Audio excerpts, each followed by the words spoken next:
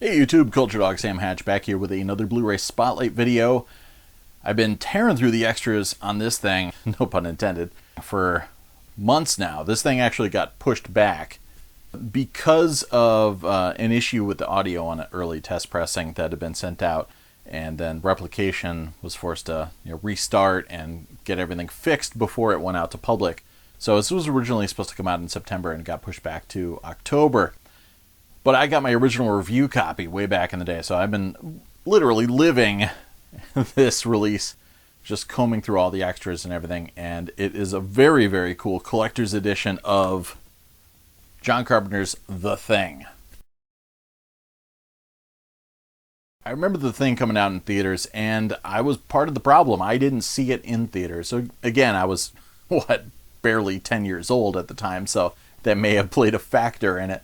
But I remember the buzz about it, and I remember already being into John Carpenter movies. I had seen Halloween at a far too young age, and I remember being bummed out that my dad snuck out of a holiday party to go see Escape from New York with one of my uncles. And I also remember being really bummed out by some kids I knew going out to see The Fog when that was released. I'm like, come on, I want to go. I saw the picture in Starlog. It looks cool.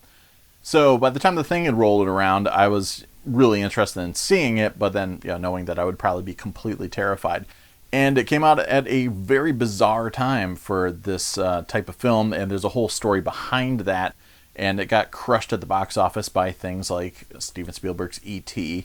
and of course a couple weeks later Poltergeist. And Poltergeist I did see in the theater a couple times, and E.T. I saw in the theater tons of times. So this really fell through the cracks, but I clearly remember watching Siskel and Ebert's show at the time. I forgot if it was At the Movies or sneak previews when 1982 was. Might have been sneak previews still. And they talked about the film and showed some scenes from it. And I just remember being blown away by what little they showed and thought, wow, that looks crazy. So, like pretty much the rest of the world, I didn't check it out until later, probably cable. And really thought it was a pretty impressive, intense movie, really drenched in mood. And if you haven't seen it before, which you're probably like one of 5 people, because it's now revered, it's a critical darling decades later, but it is a remake of the Howard Hawks' The Thing, which in itself was an adaptation of the short story Who Goes There, which I had. I had that in a science fiction compilation that was kicking around in my room. So I had read the story and was definitely primed to see this, because John Carpenter took the remake and threw a lot of homages to the original.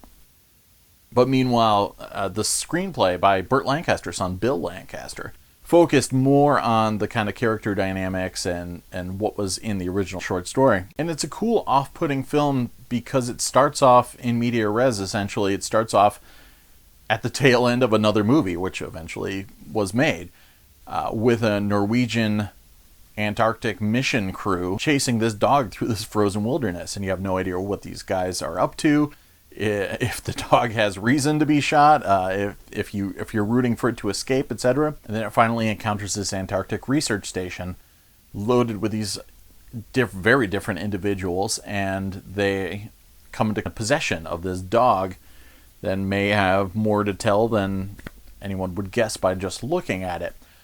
So it becomes this tale of isolation, desperation, paranoia in particular.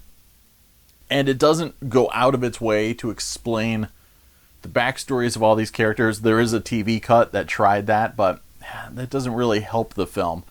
In fact, it takes many viewings to kind of get a feel for all these characters. Obviously, Wilford Brimley sticks out, as does Kurt Russell and Tom Waits, not the singer-songwriter/actor Tom Waits, but a different one.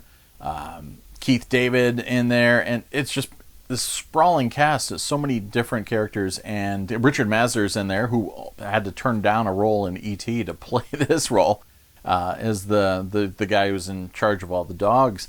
And it does a good job at introducing them as much as it needs to, and shows this kind of powder keg that they're all on this tiny base, they're all crammed in there. It's almost like a submarine film. And there's not much you can do outside without freezing to death. But it also does a lot of great character work up front, in that it shows you MacReady, played by Kurt Russell, who can fly a helicopter, which is a very handy skill to have in this environment. is separate. He has his own kind of separate bunk, and there's some genius character moves right on with him playing this computer chess game, which itself was a great sight gag in 1982, and the fact that he cheats by, after losing the game to the computer, pours the rest of the ice in his drink into the actual computer and shorts it out. It's a genius little integration of a bit of comedy that nonetheless telegraphs his mindset and how his strategy works, and it comes into play later on. So yeah, this is a guy that will burn it all down essentially to win the game when that's not even an option, that's not even a move. So he's not quite as nihilistic as Snake Plissken is, but he would be the kind of guy to throw it all away in order just to stick a big middle finger at his enemy. And unlike Escape from New York, he's definitely more of an everyman at the beginning of this. I mean, he is separated from the group in his lodging, but he is still one of the faces. He's not really a standout hero character. So that was a cool kind of departure. And it is a departure in John Carpenter's oeuvre, so to speak, in that it doesn't rely on a lot of the same kind of Carpenter tropes and everything. He brings his great widescreen vision to the table, but he operates on a different level here, and it's largely serving the great script, Bill Lancaster script, clearly the thing that eventually invades their camp, can shapeshift and go through all these different permutations and essentially clone and copy any one person, so you never know who is the thing. So that adds that sense of alienation.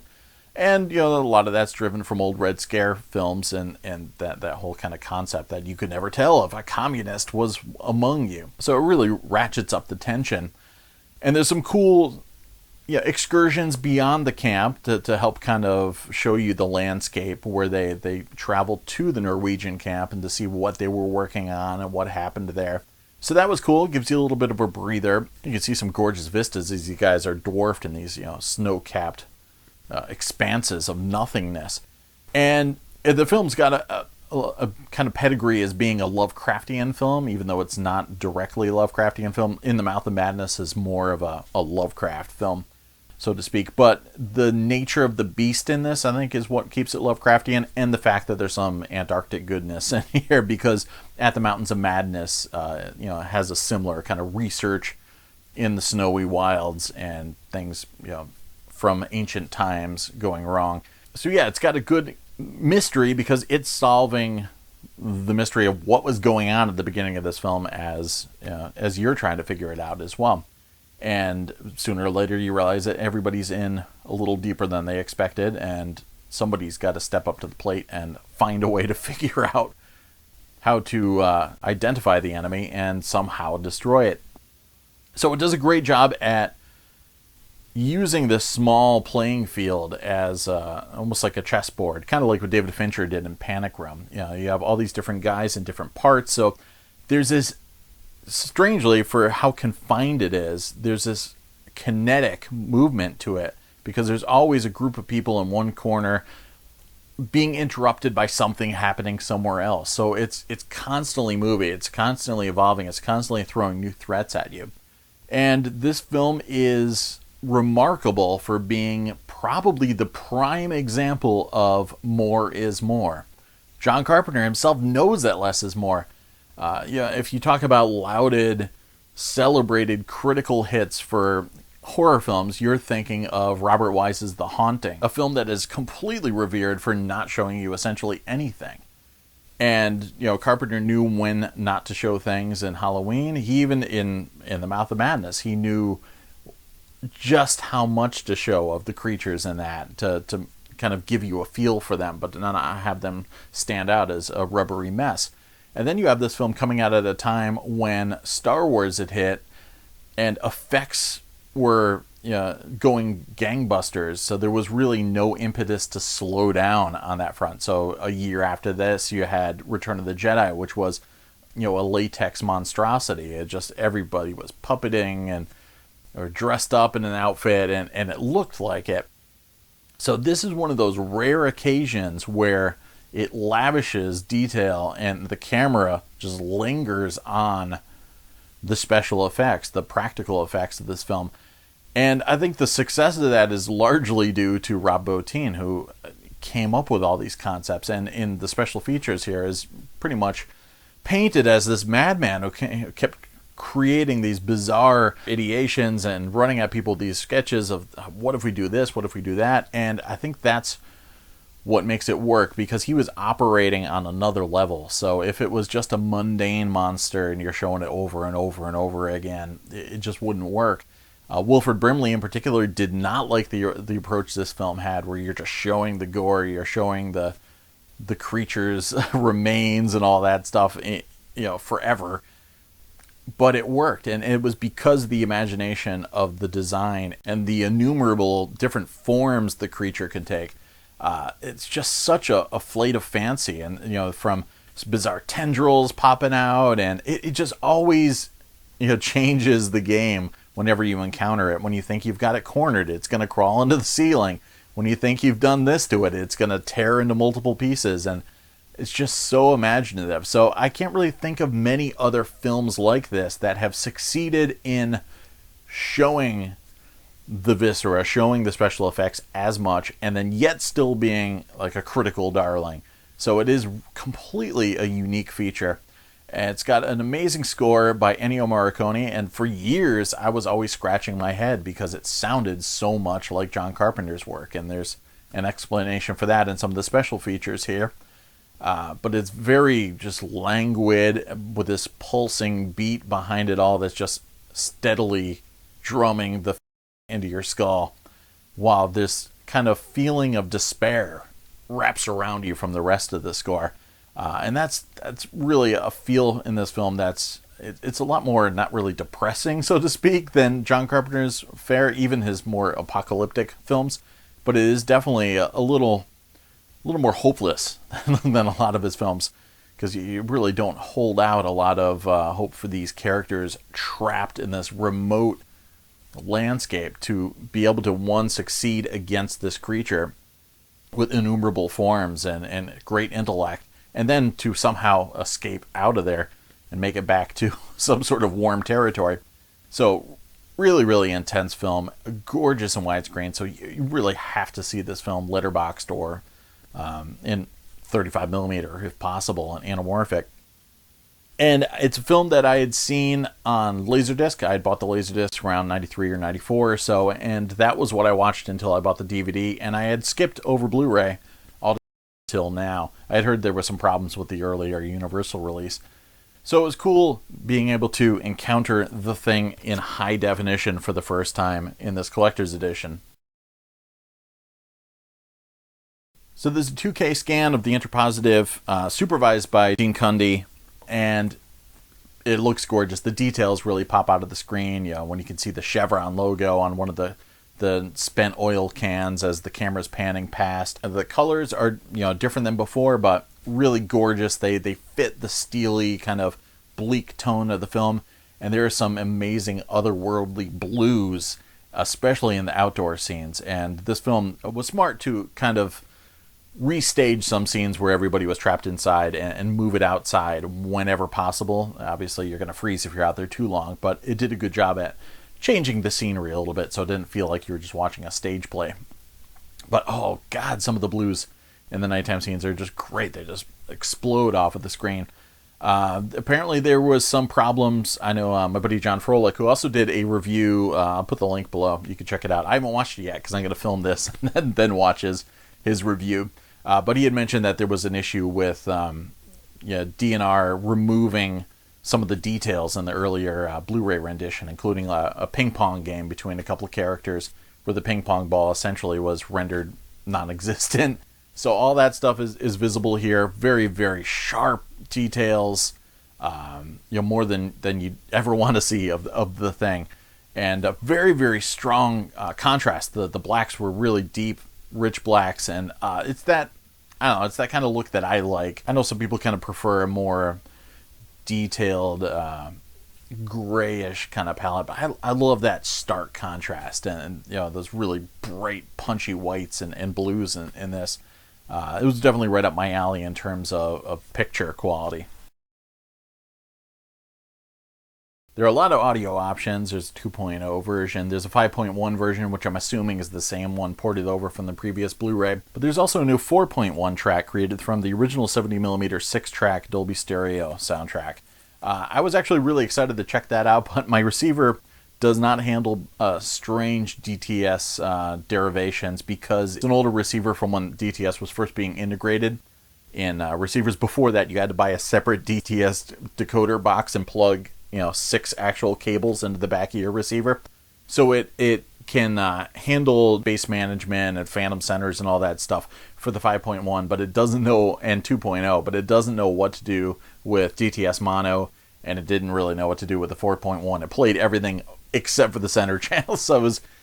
Sadly, I didn't get to really experience the 4.1 mix, so when I get a newer, fancier receiver or pre-pro someday, I'll check that out. But the 5.1 mix was perfectly adequate. It's a film that's not always completely rich in lower tones. It's a 1982 film, so it can be a little higher in register and shrill, but it completely gets the job done. It's got enough character-centric moments up front, and then surround activity to kind of creep you out as to what's going on in other parts of the camp. No problems there. I wasn't able to pinpoint what the original audio problem was from the original. I'm assuming it was on the original 4.1 mix, but I do have the old Blu-ray. Shout was cool enough to send out a replacement Blu-ray for disc 1, and that was the one I actually evaluated all the audio on. But I do have the original copy, so maybe someday I'll take a peek and see what the audio issue originally was that caused it to be recalled and pushed back in replication. But kudos to them to actually fixing it. It's one of those things that if they hadn't, then you would have heard it on the forums, people complaining ad infinitum that they let a bad product hit the shelves. So, this is one of those cases where, they... might have angered some people by pushing the release date back, but they actually did take the time to go back and fix things properly. So, kudos on that front. Special features are enormous. It's amazing. There's a lot of new stuff, and then there's a lot of heritage special features on there as well. Just starting on disc 1, all the audio commentary possibilities. There's a new commentary from with Dean Cundey, and the moderator does kind of have to pull things out of him at times. He's not exactly reticent as a commentator, but not extremely lively either. But it's pretty cool hearing about his work with John Carpenter. And it's funny, sometimes they contradict each other. John Carpenter in interviews always states that he didn't really have a drive to do a remake of The Thing after people questioned him because there were scenes of the original film in Halloween. And Dean Cundey goes ahead and says, no, he put those scenes in Halloween because he really, really wanted to do a Thing remake. So it's pretty interesting how sometimes they contradict each other. But it's a pretty interesting commentary track. There's also the Legacy commentary track with Kurt Russell and John Carpenter, which hails back to the old Universal Signature Collection Laserdisc. And those guys are always a delight to hear commentaries on. Sometimes they end up just talking about their families and everything because they don't always get a chance to get together. But, oh man, that is a hoot. That one flies by. There's also another new audio commentary with co-producer Stuart Cohen. And that's the one you'd probably watch last. You're like, oh, Dean Cundey, that's going to be cool. Oh, Kurt Russell and John Carpenter.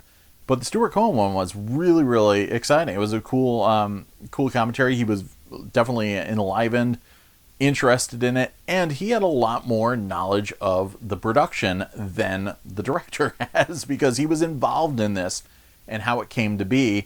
Who else was potentially tapped to be a director? Who else was potentially tapped to be a star in it, which was really interesting knowledge. So you get way more backstory from him than the people that were hired on later on in the process. And I thought that was really cool. So that was an invaluable commentary and far more entertaining than I thought it was going to be. So then there's teaser trailers, some theatrical trailers, German and US, some TV spots and radio spots, and a still gallery about 15 minutes worth.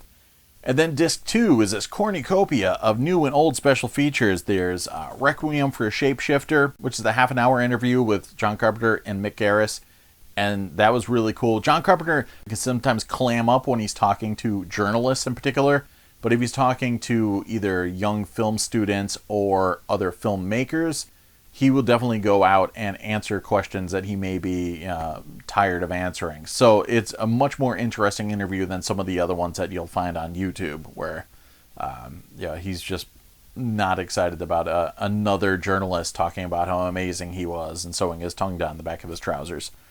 There's also The Men of Outpost 31, which is a really cool documentary as well. Interviews with Keith David, Wilford Brimley, David Clennon, Tom Waits, Peter Maloney, Richard Mazur, and Joel Polis. And that one's almost an hour long and very, very cool. So you get to see, the other character actors that you don't really hear as much about. Everybody's all, Kurt Russell. But it was cool hearing their stories. Then there's Assembling and Assimilation with interview with the editor, Todd Ramsey, which is 11 minutes. There's Behind the Chameleon, the visual effects of the thing, interviews with Peter Curran and Susan, makeup effects artist Rob Berman, Brian Wade, and stop motion animators Randall William Cook and Jim Apperly. Coolest thing for me was seeing how they created the Thing logo with the light burning behind it. It was like such a simple technique, but that stuff really always gets me excited just to see simple solutions to create amazing visuals. And shows how they put together the spaceship for the Thing and all that stuff. It was a really fun short piece. There was Sounds from the Cold, interviews with supervising sound editor David Lewis Udall and Alan Howarth. So about 15 minutes there as well.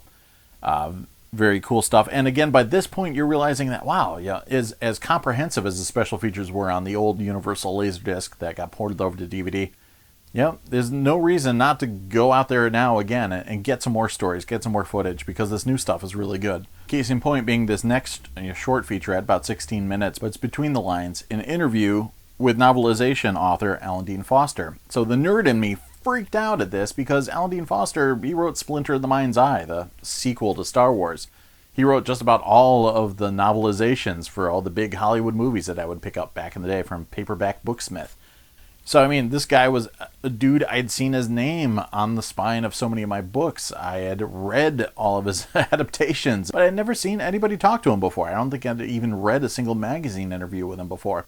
So here it was, this dude was sitting down telling you all about the art of film adaptation for novels and doing The Thing in particular. But it was just a really, really cool little bit of insight into this guy's world and something that I never thought I'd see. And another new one, Back into the Cold, a return to the shooting locations of The Thing, the animated photo gallery. The art of Mike Plug, about 12 minutes, another photo gallery. Then the older classic documentaries like John Carpenter's The Thing Terror Takes Shape, 80 minutes, still untouchable, great stuff. It's in standard def though, because it's vintage from the 90s. But interviews with Kurt and John Carpenter and Rob Bottin, matte artist Albert Whitlock, etc. One of the coolest features, which I didn't even really know was a thing, so to speak, because I'd seen this on pay cable. The network television version of The Thing is on here as well.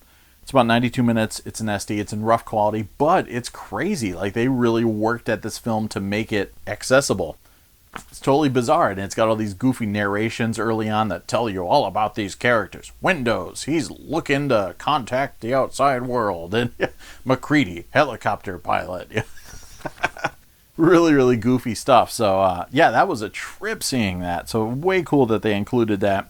There's about 5 minutes of outtakes, vintage featurettes from the electronic press kit, more vintage featurettes, The Making of a Chilling Tale and The Making of the Thing, vintage product reel, which contains a condensed version of the film with additional production archives, etc. So, you're going to be going through this stuff for days. And if you're a fan of John Carpenter, you're going to be digging all of it. And even if you have some of it already. But the new stuff was great. So, way to go. If you ordered it already, you already have it. And there was a pre-order version with an alternate slipcover with different artwork.